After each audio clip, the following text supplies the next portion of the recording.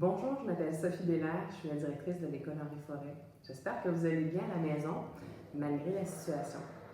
Aujourd'hui, on vous présente ce qu'on aurait dû vous présenter en temps normal le 14 mai dernier, c'est-à-dire le bienvenue au préscolaire. On aurait dû pouvoir se rencontrer en personne, rencontrer vos enfants, leur faire vivre une expérience scolaire d'environ 1 heure. Malheureusement, vu la situation, il y a beaucoup de choses qui ont changé. On croyait quand même important de vous présenter notre école, le fonctionnement, ce que vos élèves, vos enfants en fait auront besoin, mais il y a encore énormément d'inconnus, comme vous le savez. Donc, on a fait le choix de vous faire en vidéo la présentation de notre école. Donc, dans cette vidéo qu'on vous présente aujourd'hui, vous allez rencontrer les 3 enseignantes du préscolaire, la technicienne du service de garde et moi-même. On va vous faire la présentation du matériel scolaire, du code de vie, des compétences évaluées au préscolaire, du fonctionnement du service de garde ainsi que le fonctionnement de l'école en général. Vous allez voir dans la présentation, on va intentionnellement omettre la situation de la pandémie actuelle puisque nous n'avons aucune information sur comment ça va se passer à la rentrée prochaine. Par contre, on s'engage à vous faire parvenir toutes les informations nécessaires pour que vous connaissiez les mesures de sécurité en vigueur et le fonctionnement qui vont avec ces mesures aussi avant la rentrée, pour que ce soit le plus à jour possible. Je veux vous rassurer en vous disant que de toute façon, on va suivre toutes les recommandations de la santé publique et du ministre aussi. Donc, notre école sera sécuritaire si elle ouvre à la rentrée et le fonctionnement sera approuvé par le ministère et par la commission scolaire. Donc, sur ce, je commence la présentation. Laissez-moi d'abord vous parler de notre école et de son portrait. À notre école, c'est plus de 320 élèves qui visitent les classes chaque jour. En tout, c'est 20 groupes d'élèves. Nous avons une classe de préscolaire 4 ans, 3 classes de préscolaire 5 ans, 14 classes du primaire régulier, donc des enfants de la première à la 6e année, et 2 classes d'adaptation scolaire pour les élèves ayant une déficience intellectuelle légère. Donc ça, c'est le portrait de l'école Henri Forêt. En tout, c'est une 50aine de membres du personnel qui travaillent avec vos enfants, une 20aine d'enseignants, 25 avec les spécialistes, et énormément d'éducatrices aussi. Elles vous seront présentées par Mme Etu un peu plus tard dans la rencontre. À l'école Henri Forêt, il y a différentes façons pour les parents de s'impliquer dans les apprentissages de leurs enfants. La première, c'est évidemment de le soutenir à la maison en l'encourageant, en le préparant pour aller à l'école. Si vous souhaitez vous impliquer à l'école, voici les différentes façons dont vous pourrez le faire. Dans un premier temps, les parents peuvent faire partie du CE, donc devenir des membres du conseil d'établissement de l'école. C'est à cet endroit qu'on prend la plupart des décisions qui concernent le fonctionnement de l'école, où on approuve les matrices qui font fonctionner l'école. On pense entre autres au calendrier, à l'horaire, aux frais scolaires, aux sorties scolaires. Donc, si ça vous intéresse, vous êtes invité à vous présenter à l'Assemblée générale de parents qui aura lieu le 3 septembre. Il y a aussi, mais depuis 2 ans, l'OPP qui est l'organisme de parents participateurs. C'est les parents bénévoles de l'école qui se regroupent une fois par mois et qui proposent des projets ensemble. On a eu entre autres un beau projet de mosaïque qui a été créé par le biais de l'organisme de parents participants. Alors, c'est très vivant l'école Henri Forêt, l'OPP. Il y a les levées de fonds. On a toujours plusieurs petites levées de fonds au courant de l'année. Cette année, on avait la collecte Beaux sapins, donc on vendait des sapins pour recueillir des fonds. On a la soirée cinéma. C'est une école qui est très vivante où les parents peuvent assister fréquemment à des activités à leurs enfants. Il y a aussi toutes les sorties scolaires, donc les sorties avec l'enseignant de votre enfant. À ce moment-là, c'est l'enseignant qui vous sollicite pour savoir si vous êtes intéressé à venir aider dans la classe. Les journées de vaccination pour les 4e années, entre autres, les photos scolaires, une fois par année, et plusieurs autres moments. Ce qui est important si vous souhaitez vous impliquer dans l'école, c'est de le mentionner. Mentionnez-le à l'enseignant. Vous pouvez aussi écrire directement à la direction. À notre école, on a plusieurs services qui sont offerts aux élèves. Laissez-moi vous les présenter. Nous avons 2 orthopédagogues à temps plein, donc 5 jours semaine, qui travaillent principalement avec les élèves de la première à la 6e année, mais qui font aussi du support pour les groupes du préscolaire. Nous avons une orthophoniste qui présente 2 jours semaine pour faire des suivis ou des évaluations d'orthophonie.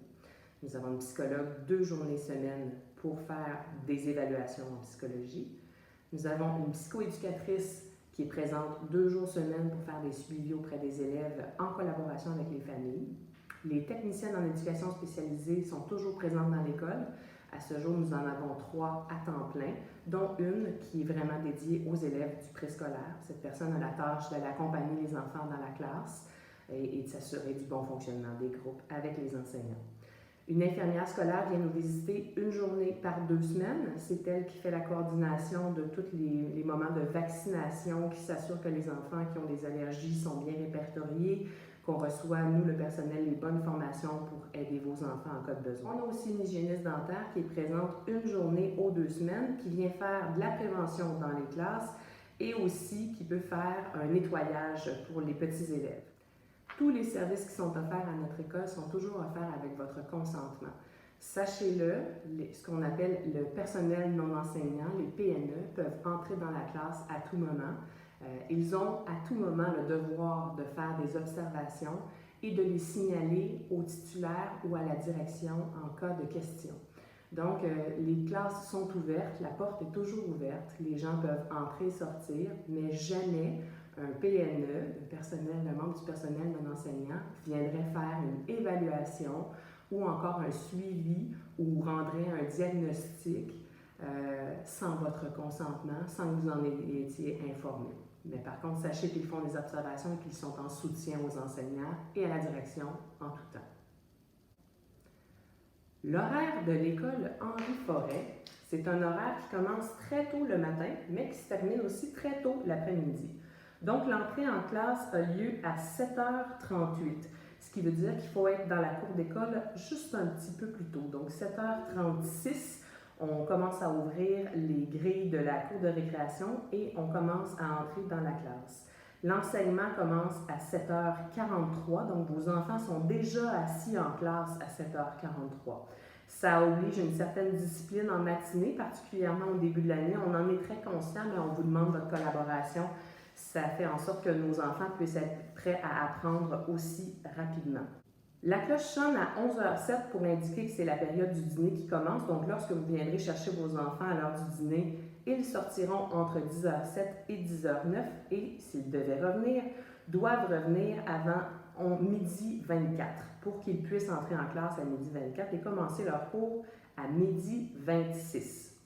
Finalement, la fin des classes a lieu à 14h52. C'est à ce moment-là que la cloche sonne. C'est aussi à ce moment-là que les élèves sortent à l'extérieur pour rejoindre leurs parents s'ils sont marcheurs ou pour aller prendre l'autobus. Le reste de nos élèves peuvent se rendre aussi au service de garde à 7 heures. Comme je vous disais plus tôt, c'est un horaire qui nécessite une certaine adaptation probablement dans votre routine, puisque c'est très tôt le matin. On a absolument besoin de votre collaboration pour vous assurer que votre enfant arrive à l'heure en classe. Lorsqu'il arrive à l'heure en classe, il est disposé aux apprentissages et à l'inverse, lorsqu'il arrive en retard en classe, il l'est moins, en plus de déranger le fonctionnement du groupe qui est déjà présent. Donc, c'est très important d'avoir votre collaboration pour que votre enfant soit à l'heure en classe. Je vais vous parler maintenant du transport scolaire. Le transport scolaire est offert aux enfants du préscolaire 5 ans lorsqu'ils sont situés à 0,8 km de notre école. Lorsqu'ils sont plus près de l'école, ils sont marcheurs. Évidemment, les enfants qui utilisent le transport scolaire doivent respecter les règles du transport scolaire qui sont aussi inscrites dans notre agenda. Mais les enfants du préscolaire doivent absolument être accompagnés d'un adulte lors de leur entrée dans l'autobus, mais aussi lorsqu'ils en sortent. Je vous présente dès maintenant une photo aérienne de notre cours d'école pour vous indiquer les endroits où vous pourrez circuler en voiture, déposer votre enfant et les endroits où il est interdit de se stationner. Sur la photo que vous voyez présentement, on voit l'avenue Bélanger qui est située à gauche. Sur l'avenue Bélanger, il y a l'entrée des marcheurs. Le matin, il est 7h38, cette rue est comble, c'est-à-dire que tous les parents se stationnent sur la rue Bélanger, ce qui crée beaucoup de trafic. Prenez-en note parce que ça crée parfois des retards. On invite les gens à aller se stationner plutôt sur Airlie en direction de la rue des Oblats ou encore sur le trésor caché et marcher jusqu'à l'entrée des marcheurs. C'est la seule entrée par laquelle les marcheurs peuvent entrer, c'est la rue Bélanger.